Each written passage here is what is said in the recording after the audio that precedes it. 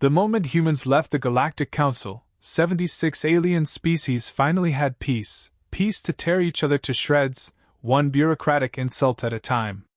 And all it took was one man standing up and saying, "We're done babysitting the galaxy." You ever watched 76 alien ambassadors blink in synchronized confusion? That's what happened the moment I stood up in the middle of the Galactic Council chamber. I could feel their tiny nervous systems recalibrating, every eye on me, every tentacle twitching, waiting for another human plea for compromise. I gave them 2 words. "We're done." The silence that followed wasn't peaceful. It was terrified. I could see Chancellor Balthex's throat sacs twitch, an involuntary display of stress among his kind. He opened his split-beaked mouth to respond, but I kept walking. Past America, who once asked us to genetically engineer weather for them. Past the Malari, who tried suing Earth for the existence of sarcasm. No one moved. Not even the bodyguards. They didn't know if this was a tantrum or a declaration of war. I didn't give them time to find out. The Council had just passed Resolution 998C, formally censuring Earth. Blaming us for destabilizing galactic equilibrium, which is a poetic way of saying we were better at logistics, trade, and actual peacekeeping than any of them. Their little cliques had always hated us for that. We were the species that smiled through their threats, ignored their posturing, and cleaned up the mess anyway. Efficient. Effective. Unapologetic. And they hated us for it. They called it a vote of unity. We called it betrayal. So we left. I gave the command before I even boarded the shuttle. By the time I was halfway to orbit, every human embassy across the galaxy had gone dark. Every diplomat recalled. Every peacekeeping fleet turned homeward. The wormhole relays we built? Sealed. The data archives we maintained for 6 decades? Erased. Treaties signed by human hands? Nullified. It wasn't abandonment. It was severance. By the time the Council reconvened the next morning, we were gone. All of us. Every last Earthborn asset scrubbed from their systems like we'd never existed. They tried to reach us. No reply. Not even a rejection. 3 days later, their first cargo shipments vanished. Their system-wide AI logistics networks began stalling. Border disputes flared into full standoffs within solar hours. By the end of week 1, 6 trade routes had collapsed. And we said nothing. Not because we didn't care, but because we warned them. Every human rep had said the same thing for years. You want to run a galaxy, you need teeth, not rituals.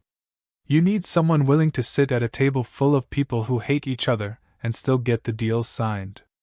But they were addicted to their own decay. Afraid of the dark, and more afraid of who kept the lights on. They didn't just cut us off. They voted us out with applause.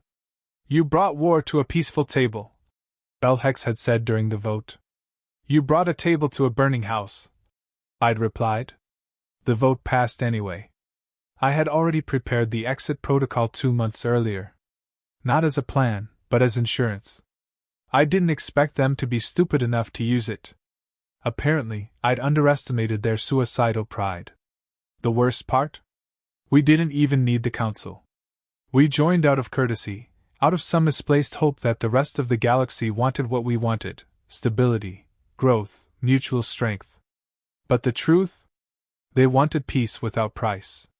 Safety without sacrifice. They wanted to talk in circles while humans bled for results.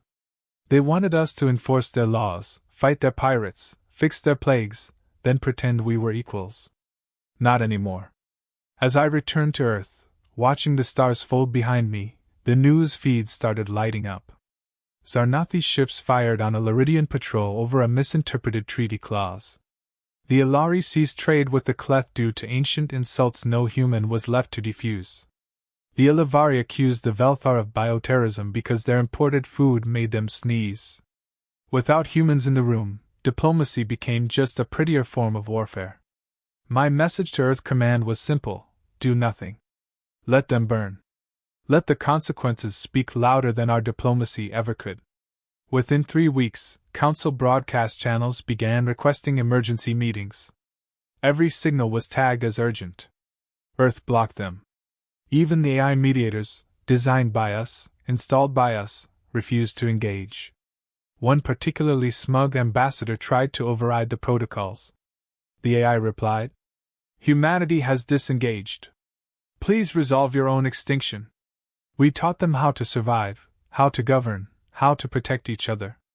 And they spat in our face for it. So we let them see what the galaxy looked like without us. Not in rage. In silence. They called us monsters. Warmongers. Savages. But they forgot who kept the nightmares at bay. Who ran the silent operations that stopped star system collapses. Who diffused rebellions before they started. They never noticed because we never made a show of it. That was our mistake. The Terran Accord was already forming in the background, quietly. A restructuring of human governance. A hard pivot away from diplomacy and into enforcement. Not conquest. Not colonization. Correction. A doctrine built around one idea. If we must bear the burden of stability, then we set the rules. And Rule 1? No council. No chamber. No votes by those who contribute nothing. I didn't create the Accord. But I became its first face. Its voice. Not because I wanted power. I was tired. Tired of watching humanity used like a cleaning service with guns. Tired of being told to lower our standards for the comfort of those who had none. We didn't want to rule the galaxy. We just stopped pretending we weren't already holding it together. And when the cracks started showing, I smiled. Because sometimes, the only way to rebuild something right is to let it fall. 3 days after humanity vanished from the Galactic Council, the Varan Republic blockaded a Grenth colony ship over offensive radiation signature etiquette. 4 days later, the Aquari Confederacy declared war on its own trade partner after a shipment of flora pollinated their waterborne monarch's egg sacs. Week 1 ended with 6 dead systems, 17 broken alliances, and a full planetary riot because someone forgot to install a translator patch at a conference. They had no idea how much we held together. Palathet Prime's emergency council session opened in full panic. Delegates screamed over one another. Every species blamed another. Chancellor Belhex tried to restore order, but his authority collapsed with the last Earth-verified protocol. There were no humans left to moderate, no AIs left to translate nuance, and no one left with the nerve to enforce anything. They weren't used to being held responsible. Humanity's absence has destabilized our diplomatic matrix, the Molari envoy said through a distorted translator. We request immediate reinstatement. But there was nothing to reinstate. The Earth Embassy was gone. Its compound stripped to the walls, gardens razed, even the statues of unity removed like they were never meant to be there. By week 2, shipping lanes fell apart. Supply routes collapsed where Earth's automated logistics had once balanced demand between hostile systems. Commodities vanished. Currency markets froze. Pirates rose. Dozens of species discovered, far too late, that their infrastructure didn't work without human oversight. The svelte markets were the first to collapse outright.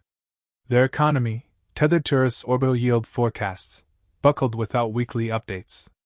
The Valine, who depended on Terran vaccines to counter bioirradiated foods, saw their entire 4th generation born sterile. No one could fix it. The Council appealed to Earth again.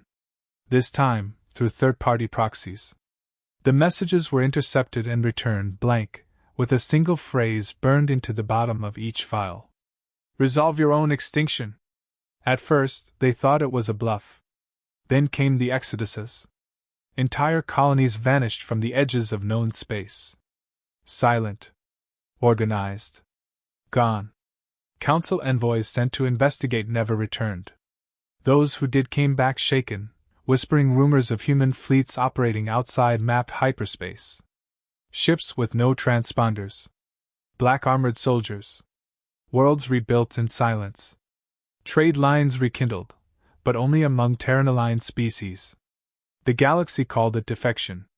Earth called it filtration. The Zarnathi Empire attempted a military response, dispatching a flotilla to reclaim 3 sectors formerly managed by Earth. Only one ship returned. The transmission was 10 seconds long. The captain sat in shadow, visibly injured. His words were barely intelligible. "They didn't fire first," he said. "They waited for us to speak. Then they shut off our air. They said, 'You don't get to break what you can't fix.'" The fleet was never replaced. Zarnathi morale cratered. Desperation led to idiocy. The Velthar offered a tribute of planetary minerals, hoping to lure Earth back into cooperation. No response. The Council escalated and sent a combined envoy to Earth's last known outpost in the Trivarian Belt. They arrived to find the station operational, fully automated, fully defensive, and entirely silent. It ran itself like nothing had changed. One ambassador attempted entry. He never made it past the docking ring. The outpost spoke once. "You removed the foundation. Why are you surprised the ceiling fell?" Council leaders began to turn on one another. The blame rotated hourly. One delegate accused the others of collusion. Another of sabotage. The problem was never Earth, they insisted. It was mismanagement. Cultural misunderstanding. Temporal dissonance. Ancient grudges. The excuses stacked like corpses. They created investigation boards. Committees. Ethics reviews. None lasted more than a week. Meanwhile, the Terran Accord expanded. It began quietly, rogue satellites showing up where they shouldn't be. Trade nodes reactivated under mysterious admin tags. Systems that once depended on human shipping were suddenly functioning again, but only for those who'd remained loyal or neutral. Anyone who'd voted for Earth's removal? Cut off. A leaked document hit the Shadownet 3 days later. Supposedly from Earth's own diplomatic logs. It listed every council member. Each line marked asset neutral or liability. No one knew if it was real. It didn't matter. Fear gripped the council. Not of invasion, but of irrelevance. Entire civilizations realized humanity didn't need them. That perhaps they never had. The myth of council superiority cracked. Humans were not the younger race, just the most polite ones at the table. The ones who tolerated incompetence because they believed in something better. Until they didn't. Commander Anton Virek's name returned to every data stream. Rumors swirled. Had he gone rogue? Was he behind the Accord? Was he alive? A transmission leaked, a clipped recording of Virek in a closed meeting. The council ran on borrowed time and borrowed labor. "We paid the bills, we held the line, and we smiled through your speeches. But you confused courtesy with weakness. You mistook tolerance for compliance. You thought we wouldn't walk away. We did. Now ask yourselves why the galaxy doesn't work anymore." And still, Earth said nothing publicly. The silence was the message. More colonies vanished from Council records, reappearing weeks later as self-sufficient Terran-linked systems with new flags and new trade deals. No announcements. No speeches. Just smooth operations. Efficient. Clean. The Council's final act in the second month was pathetic. A mass appeal. A groveling motion to reinstate Earth with full privileges, unrestricted access, and veto power. It passed unanimously. A message was sent. No reply. Just the usual return tag. Resolve your own extinction. But the message wasn't about destruction. It was about closure. The Council hadn't exiled Earth. They'd removed their own lifeline. And now the galaxy had to learn something no species had dared admit aloud. Humanity hadn't abandoned the Council. Humanity had outgrown it. By the third month, they'd stopped pretending it wasn't a crisis. The Galactic Council held its first full red-level session in over 4 centuries. Attendance was mandatory. The lights in the chamber dimmed as if bracing for what came next. Chancellor Belhex stood hunched at the central podium, his voice faltering. "We can no longer deny that our systems are unraveling without Terran support. The vacuum left must be filled.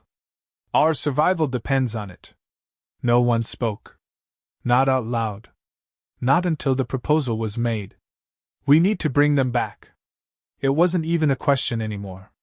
The vote passed instantly. Not a single dissent. Pride had been burned away by necessity. But humans wouldn't return to handshakes and apologies. The council knew that. They had already sent envoys. Heard nothing. Offered peace, tribute planets. All returned unopened or not at all. Now, they turned to a contingency. A covert task force. Elite agents from 4 member races who once collaborated with Earth. Their orders were simple: locate Commander Anton Virek, extract him alive, and bring him back to Palathet Prime. Not to negotiate, just to listen. They tracked him to the edge of the Ferox Drift, beyond mapped space. A system humanity had supposedly abandoned. What they found was not ruins. Not silence. It was infrastructure, fully operational, militarized, guarded by unknown vessels with Terran coding but no known signature. Cloaked signals, encrypted chatter, ghost fleets moving in formation. Virek wasn't hiding. He was building. The strike team landed on what appeared to be an inactive processing moon, unguarded, dormant. Inside, automated lights activated. Power flickered back to life. Doors opened without resistance. At the heart of the facility, they found him, alone, seated at a terminal, reading. He looked up. Smiled faintly. "Finally grew the spine to come find me," he said. "Took longer than I expected." The Ilkari squad leader raised a weapon. Virek didn't blink. "You fire that, and you'll never leave this system. But by all means make your choice." No one moved. "We're not here to fight," the svelte agent said. "We've been sent to bring you to the council." Virek snorted. "Of course you have. The rot sets in, and suddenly the guy who warned you about termites sounds smart." "We didn't understand what would happen," another said. "You understood perfectly.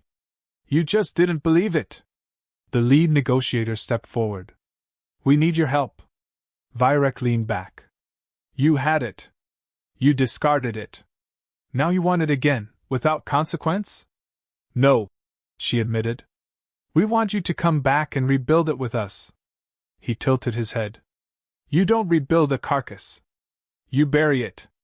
Tension rose. The squad knew they couldn't leave without him. Not without results. Pressure built, not just in the air but in their posture, their breathing. One of them tried flattery, praising Earth's efficiency. Another tried logic, appealing to Virek's reputation for reason. Finally, one of them tried threats. "If you refuse, we will be forced to take you." Virek's expression didn't change. "You think I let you find me? That this place was unguarded? I knew the moment your ship breached the outer cloud. I let you walk in here, sit across from me, talk. You don't have leverage. You're already surrounded." The room shifted. A dull hum rose from the walls. Consoles lit. External feeds flickered to life. Dozens of ships emerged from the void, Terran vessels, but unfamiliar. Sleeker. Sharper. Purpose-built. Red markers tracked every ship the strike team had come in on. Automated targeting locked silently.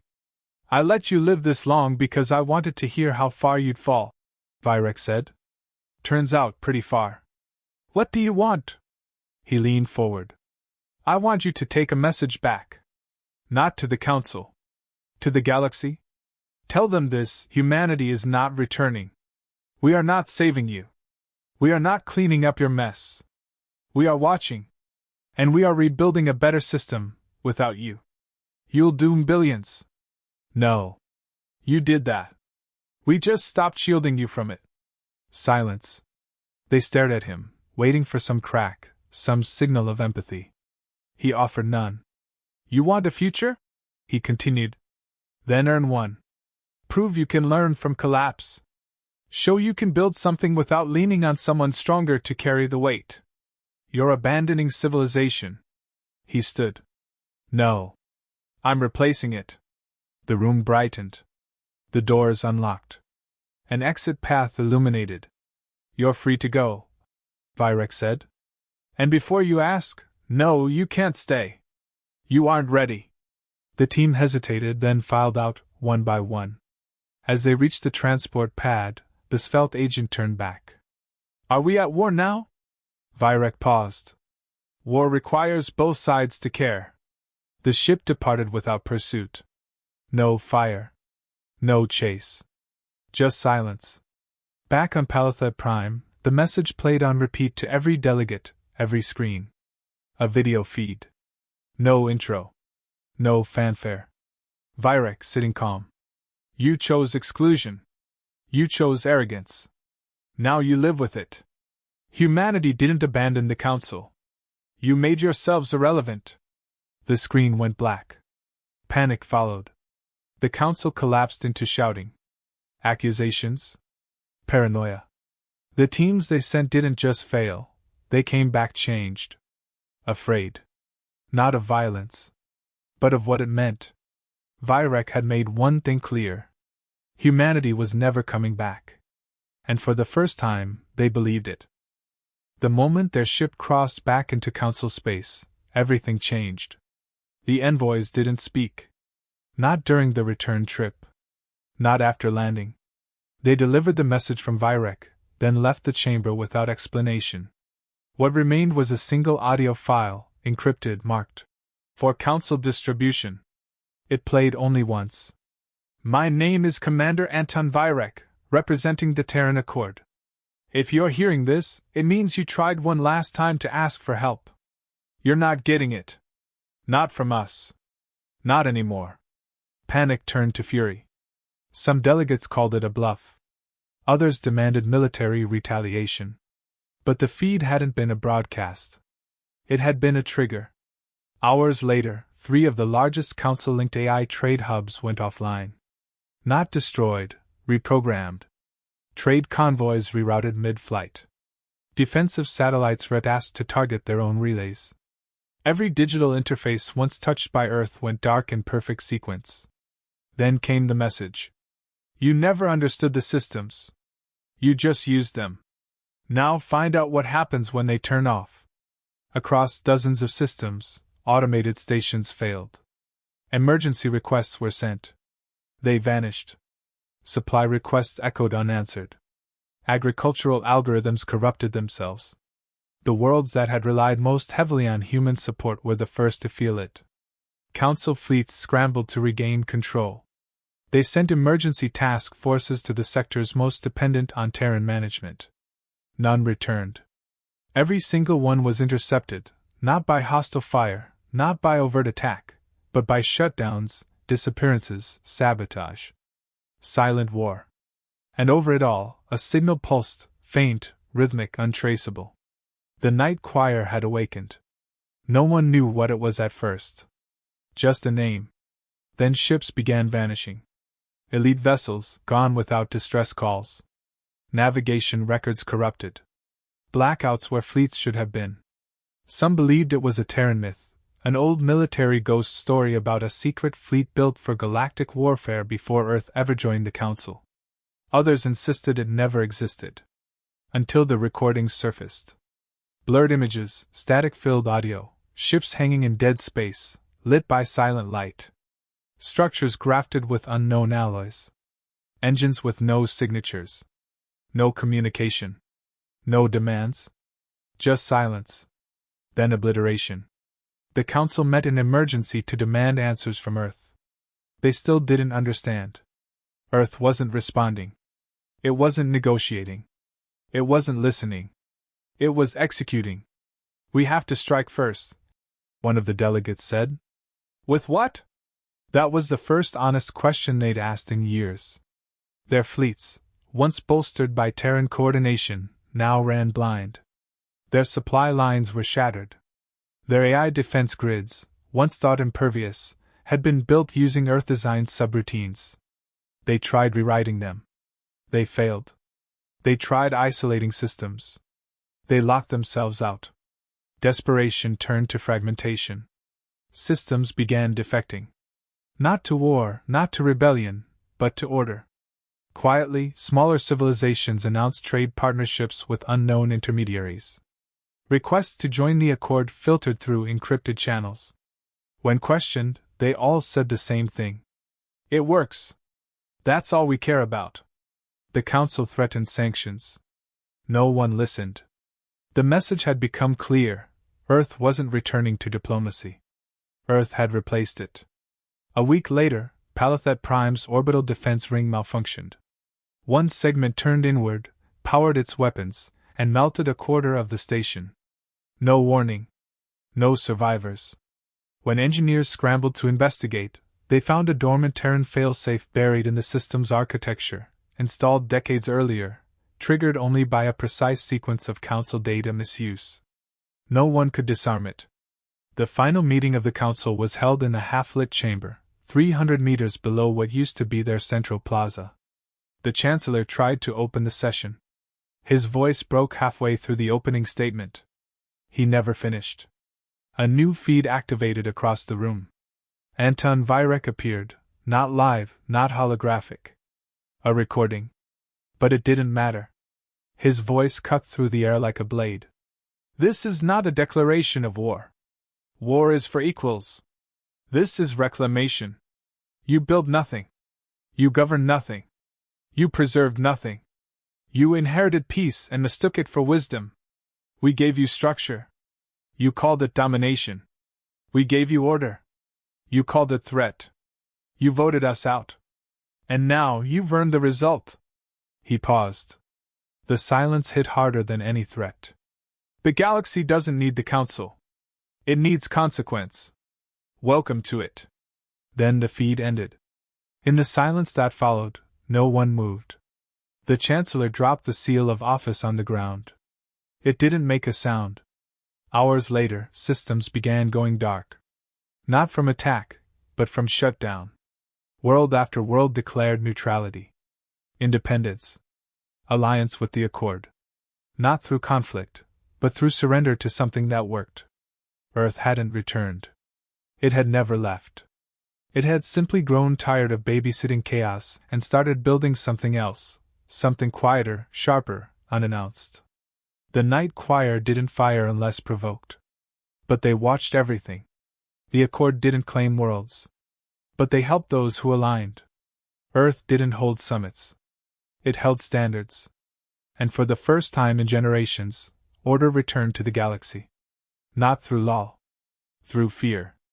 Because now, everyone understood. Humanity wasn't interested in ruling. They were just done asking for permission. The chamber had no name anymore. What used to be the beating heart of the Galactic Council now echoed with dust and failure.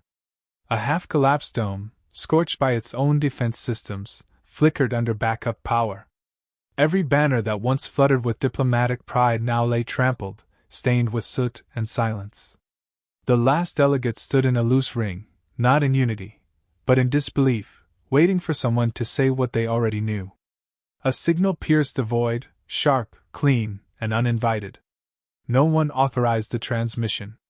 It bypassed every firewall, filtered through every encryption layer, and played simultaneously in every system still tethered to the Council's dying core. Anton Virek appeared, not as a threat, not as a ghost of vengeance, but as a reminder. His expression was unreadable, somewhere between tired and amused. You've had months to reflect. Some of you even tried to pretend none of this was your fault. I admire that kind of delusion.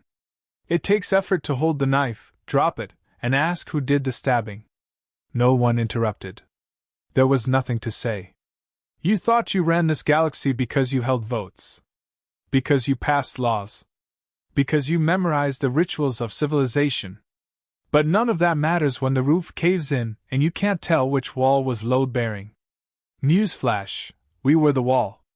He paused, letting the weight settle. You believed the illusion that humanity needed you. That we were young, loud, unstable. You didn't realize we learned to hold back. That restraint isn't weakness. It's mercy. And mercy, like peace, is a choice. Across the Council worlds, the feed was being watched in silence. On war-torn colonies, in abandoned embassies, aboard crippled dreadnoughts. No one interrupted. They couldn't. The Terran Accord didn't conquer. We didn't demand allegiance. We built. We rebuilt. We outgrew the bureaucracy, outlasted the parasites, and outmaneuvered the chaos you spent centuries cultivating. You called our exit betrayal. I call it survival.